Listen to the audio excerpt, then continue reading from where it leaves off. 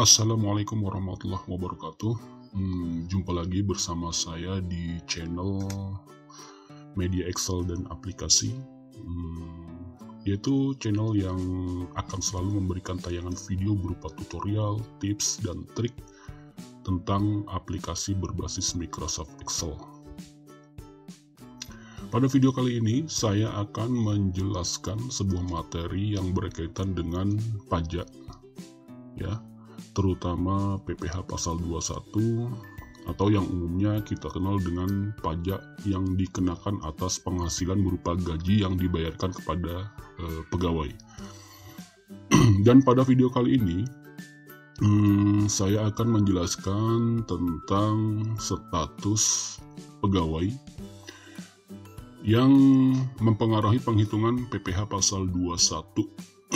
Karena menurut pendapat saya pribadi, hal ini perlu saya sampaikan karena dalam melakukan penghitungan PPh pasal 21 sangat perlu memperhatikan status kepegawaian agar dalam menghitung PPh pasal 21 bisa sesuai dengan peraturan yang telah ditetapkan oleh pemerintah.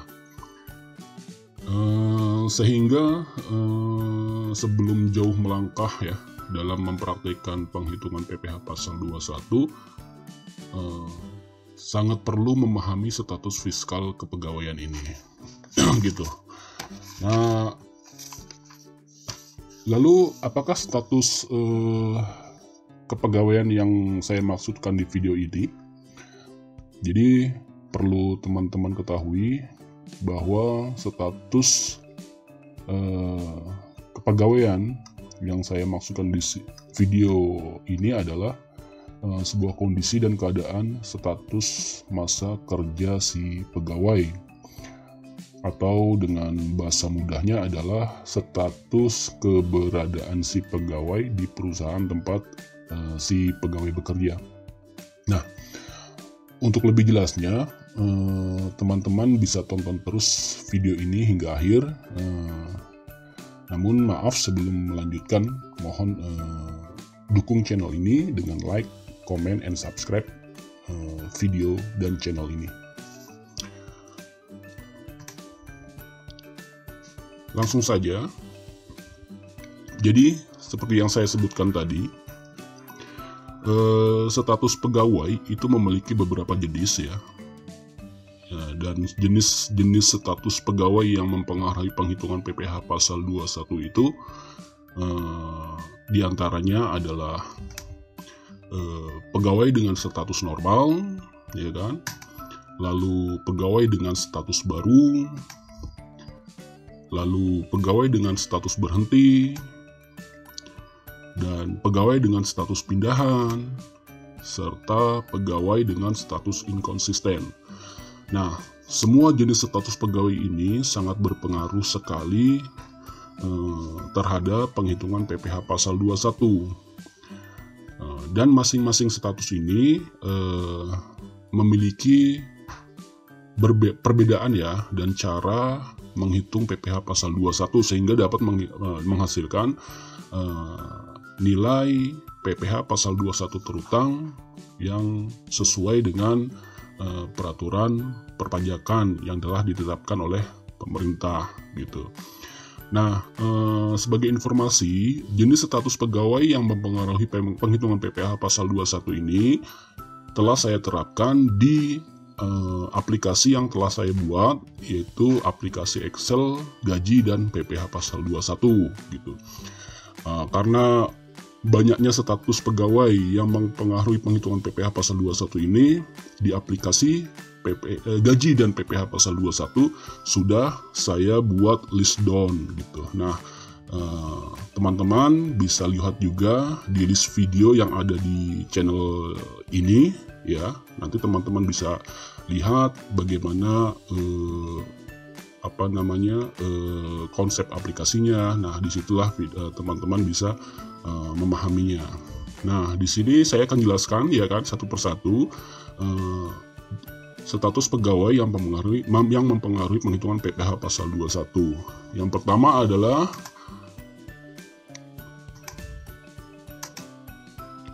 Status pegawai normal. Apa sih status pegawai normal? Status pegawai normal adalah yaitu pegawai yang memiliki masa kerja 12 bulan atau 1 tahun pajak di tahun berjalan ya. Misalkan di tahun 2020 si pegawai memiliki masa kerja dari Januari sampai dengan Desember. Nah, sehingga pegawai tersebut dinyatakan sebagai pegawai normal gitu. Dan dengan kata lain seperti ini, dengan kata lain yaitu pegawai yang bekerja dan menerima gaji sejak bulan Januari di tahun berjalan gitu. Ya. Dan di aplikasinya, status fiskalnya diaplikasikan sebagai pegawai normal. Gitu ya, paham ya teman-teman? Lalu yang kedua, status pegawai baru. Nah, apa itu status pegawai baru? Yaitu pegawai yang baru bekerja dan menerima gaji setelah awal tahun di tahun berjalan. Jadi pegawai baru ya. Ada 2 jenis pegawai baru, yaitu diantaranya adalah pegawai yang baru bekerja dan memiliki kewajiban pajak subjektif sejak awal tahun atau sejak bulan Januari di tahun berjalan. Nanti saya jelaskan. Yang kedua, untuk status pegawai baru, yaitu yang kedua adalah pegawai yang baru bekerja dan memiliki kewajiban pajak subjektif setelah awal tahun atau setelah bulan Januari di tahun berjalan gitu. Nah, penjelasannya untuk pegawai baru yang kedua, yang pertama ya, status pegawai baru yang pertama, yaitu pegawai yang baru bekerja dan memiliki kewajiban pajak subjektif sejak awal tahun atau sejak bulan Januari di tahun berjalan gitu. Ya, artinya dia memiliki kewajiban pajak subjektif sejak awal tahun. Contohnya apa? Yaitu orang Indonesia dan orang asing yang telah menjadi warga negara Indonesia. Nah, sebagai simpelnya saya jelaskan, kita sendiri sebagai warga negara Indonesia, jika kita baru bekerja di suatu perusahaan, ya kan, maka kita secara otomatis telah memiliki kewajiban pajak subjektif sejak awal tahun karena kita orang Indonesia. Dan di aplikasi Excel Gaji dan PPh 21, status fiskalnya diaplikasikan sebagai pegawai baru KPS di awal tahun. Nah, KPS di sini adalah kewajiban pajak subjektif. Lalu status pegawai baru yang kedua ya. Status pegawai baru yang kedua. Apa itu status pegawai baru yang kedua? Yaitu pegawai yang baru bekerja dan memiliki kewajiban pajak subjektif setelah awal tahun atau setelah bulan Januari di tahun berjalan ya. Kalau yang tadi kan yang status pegawai baru yang kedua, yang pertama itu sejak awal tahun. Nah, kalau yang kedua ini setelah awal tahun. Setelah awal tahun contohnya apa? Yaitu pegawai dari luar Indonesia atau dari luar negeri lah ya, yang belum menjadi warga negara Indonesia dan mulai bekerja di Indonesia setelah awal tahun atau setelah bulan Januari di tahun berjalan. Contohnya ada di suatu perusahaan, ada orang asing, ya kan? Ada orang asing masuk ke Indonesia, dan karena dia belum menjadi warga negara Indonesia, maka secara fiskal pegawai asing tersebut belum memiliki kewajiban pajak subjektif. Namun ketika orang asing itu di Indonesia mempunyai niat ingin menetap dan tinggal serta ingin menjadi warga negara Indonesia, maka ketika dia sudah sah menjadi warga negara Indonesia, maka pegawai tersebut, orang asing tersebut, itu secara otomatis sudah memiliki kewajiban pajak subjektif di negara Indonesia. Namun kalau misalkan belum, artinya dia belum memiliki kewajiban pajak subjektif gitu. Nah, di aplikasi Excel Gaji dan PPh pasal 21 yang saya buat, itu status fiskalnya diaplikasikan sebagai pegawai baru KPS setelah awal tahun gitu. Itu yang pegawai baru ya. Tadi yang pertama adalah pegawai normal, yang kedua adalah pegawai baru. Pegawai baru ada dua ya kan? Yang memiliki kewajiban pajak subjektif sejak awal tahun dan memiliki kewajiban pajak subjektif setelah awal tahun. Lalu untuk status pegawai baru, pegawai yang ketiga, yaitu status pegawai berhenti ya. Status pegawai berhenti yaitu pegawai yang berhenti bekerja di tahun berjalan. Nah, awalnya pegawai yang berhenti bekerja memiliki status normal, yaitu menerima gaji dari bulan Januari di tahun berjalan. Namun tiba-tiba di pertengahan tahun, di pertengahan tahun dia berhenti ya, itu disebut pegawai berhenti. Nah, terdapat dua jenis status pegawai berhenti, yaitu diantaranya pegawai yang berhenti di tahun berjalan namun masih memiliki kewajiban pajak subjektif ya, nanti saya jelaskan ya, nanti ada penjelasannya. Lalu yang kedua yaitu pegawai yang berhenti bekerja di tahun berjalan dan sekaligus kehilangan kewajiban pajak subjektifnya gitu. Jadi ada dua jenis ya untuk pegawai berhenti, teman-teman. Nah, saya akan jelaskan untuk pegawai yang berhenti bekerja di tahun berjalan namun masih memiliki kewajiban pajak subjektifnya. Ya. Status pegawai berhenti yang pertama yaitu pegawai yang berhenti bekerja namun masih memiliki kewajiban pajak subjektifnya. Apa itu?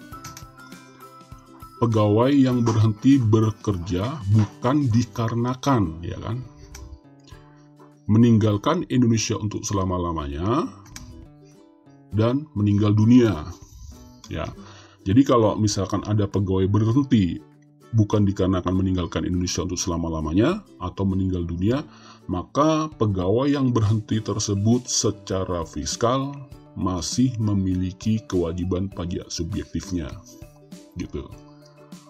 Artinya dia masih memiliki kewajiban ya, kewajiban pajak ya. Jadi setiap dia mendapatkan penghasilan di kantor lain, artinya kewajiban pajak di Indonesianya dia masih melekat gitu. Nah, di aplikasi Excel Gaji dan PPh 21 status fiskalnya diaplikasikan sebagai pegawai stop KPS non-lus. Oke. Lalu yang kedua untuk status pegawai berhenti yang kedua ya, yaitu pegawai yang berhenti bekerja sekaligus kehilangan kewajiban pajak subjektifnya ya. Jadi pegawai ini berhenti di pertengahan tahun, berhenti bekerja di pertengahan tahun, namun sekaligus dia kehilangan kewajiban pajak subjektifnya. Contohnya apa? Pegawai yang berhenti bekerja dikarenakan meninggalkan Indonesia untuk selama-lamanya. Jadi misalkan ada seorang pegawai ya, lalu dia berniat untuk tinggal di luar negeri dan menjadi warga negara asing di sana ya kan, dan sudah tidak menjadi keluarga negara Indonesia, maka secara otomatis pegawai tersebut telah kehilangan kewajiban pajak subjektifnya. Jadi kewajiban pajaknya sudah tidak lagi berlaku di Indonesia, tapi di negaranya dia ya, di negaranya dia tempat dia menetap. Kemudian, lalu yang kedua yaitu pegawai yang berhenti bekerja dikarenakan meninggal dunia. Nah, kalau misalkan ada pegawai berhenti karena meninggal dunia, maka secara otomatis pegawai yang meninggal tersebut kehilangan kewajiban pajak subjektifnya, ya kan? Tidak mungkin dong, ya kan? Negara ini menagih utang pajak kepada orang yang sudah meninggal dunia, ya kan? Masa orang pajak harus menagih kepada orang yang mati? Mana pajakmu? Nggak mungkin gitu. Nah, di aplikasi Excel Gaji dan PPh pasal 21 itu status fiskalnya saya aplikasikan sebagai pegawai stop KPS lus ya. Lalu selanjutnya adalah status pegawai pindahan. Nah, apa itu? Yaitu pegawai yang berhenti bekerja dan baru bekerja dikarenakan pindah cabang di dalam pemberi kerja yang sama. Jadi pegawai tersebut hanya pindah kerja saja, cuman pindah bekerjanya itu masih dalam satu pemberi pekerja. ya. Nah, status fiskalnya di aplikasi Excel gaji dan PPh21 itu saya aplikasikan sebagai pegawai pindahan dari kantor lain. Ya. Lalu pindah ke kantor lain. Dan dalam praktek perhitungan PPh pasal 21, penghitungan neto pegawai pindahan tidak berbeda ya dengan penghitungan PPh pasal 21 pegawai normal gitu. Maaf ya teman-teman, di sini ada yang nangis di situ, anak tetangga ya kan, ada yang nangis, jadi maaf ya, agak kurang nyaman sedikit gitu. Lalu selanjutnya yang terakhir ya. Yang terakhir adalah status pegawai inkonsisten. Nah, maksudnya adalah pegawai yang baru bekerja dan tiba-tiba berhenti bekerja di tahun berjalan yang sama. Kan kadang-kadang ada tuh di perusahaan ya, ada pegawai baru bekerja, tiba-tiba baru seminggu kerja berhenti, baru sebulan kerja, 2 bulan kerja berhenti. Nah, itu namanya kalau di aplikasi Excel gaji dan PPh21 yang saya buat itu, namanya adalah status pegawai yang nggak konsisten lah gitu. Nah, itu perlu juga ya, dipikirkan konsep penghitungan PPh pasal 21. Nah, untuk status pegawai inkonsisten, yaitu pegawai yang baru bekerja dan tiba-tiba berhenti bekerja di tahun berjalan yang sama, beberapa di antara penyebabnya biasanya berhenti bekerja karena meninggal dunia. Misalkan ada pegawai baru, ya kan, baru masuk sebulan, kita tidak tahu namanya usia ya, namanya usia itu kita nggak ngerti, tiba-tiba ketika dia mau berangkat bekerja, maaf ada kecelakaan lalu dia meninggal dunia. Nah, itu yang disebut sebagai yang baru masuk tapi tiba-tiba meninggal gitu. Nah, terus di sini ada juga pegawai yang berhenti bekerja karena tidak jelas. Ada ya, karena di perusahaan itu kan ada tuh perusahaan ya, pegawai yang nggak jelas gitu, tidak jelas berhentinya, tiba-tiba berhenti tanpa kabar gitu. Ada juga baru masuk tiba-tiba berhenti tanpa kabar.